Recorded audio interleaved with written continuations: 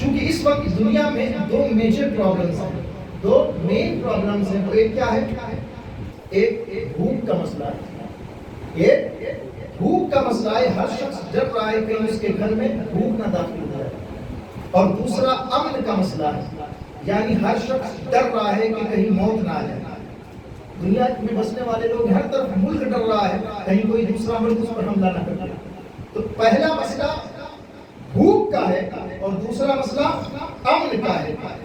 اگر یہ جو بھوک کا مسئلہ نہ ہوتا تو ہم اپنے بھائیوں کا مال ہڑپتے نہیں. اگر بھوک کا مسئلہ نہیں ہوتا تو ہم اپنے بھائیوں کی زمین دباتے نہیں. اگر بھوک کا مسئلہ نہ ہوتا تو ہم ذخیرہ اندوزی نہیں کرتے، مال جمع نہیں کرتے. آج امریکہ کو دیکھیں، وہ کیا کر رہا ہے؟ کبھی عراق پر ہاتھ ڈال رہا ہے، کبھی سیریا پر ہاتھ ڈال رہا ہے، کبھی لیبیا پر ہاتھ ڈال رہا ہے، کبھی کسی ملک کو اجاڑتا ہے، کبھی کسی ملک کو اجاڑتا ہے. کس لیے؟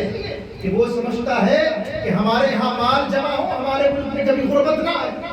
وہ اسلحے بیچ کر دولت کما رہا ہے. کس لیے؟ تاکہ ہمارا ملک غریب نہ ہو جائے، ہمارے ملک کے لوگ بھوکے نہ مرے. اسی وجہ سے آج طرح طرح کا ظلم کیا جا رہا ہے. پہلا مسئلہ بھوک کا ہے، دوسرا مسئلہ امن کا ہے. کوئی شخص نکلتا ہے، سناٹے میں نکلتا ہے تو پاکٹ میں پرس ہوتا ہے، وہ ڈرتا ہے کہ کوئی دوسرا شخص کو حملہ نہ کر دے اس پر، اور وہ پاکٹ میں جو بٹوا ہے اسے چھین نہ لے. اب اس میں نکلے نہ نکلے لیکن بٹوا کے لیے لوگوں کی جان لی جا رہی ہے. گاؤں میں آج لوگ مرغا چوری کرنے آتے ہیں مرغا چوری کرنے، جانور چوری کرنے، انسان کی جان لے کر چلے جاتے ہیں. اس طرح ہو رہا، یعنی اس وقت خون جو ہے وہ پانی سے سستا ہو چکا ہے. دو میجر پرابلمز ہیں، ایک بھوک کا مسئلہ ہے، دوسرا امن کا مسئلہ ہے، پیس کا مسئلہ ہے. پہلا ہنگرنس کا مسئلہ ہے، پاورٹی کا مسئلہ ہے، دوسرا امن اور پیس کا مسئلہ ہے. قرآن پاک میں اللہ رب العالمین فرماتا ہے، اے لوگوں تم ایک کی ذمہ داری لے لو، میں دو کی ذمہ داری لیتا ہوں. تم ایک کام کرو، میں تمہارے لیے دو کام کیے دیتا ہوں.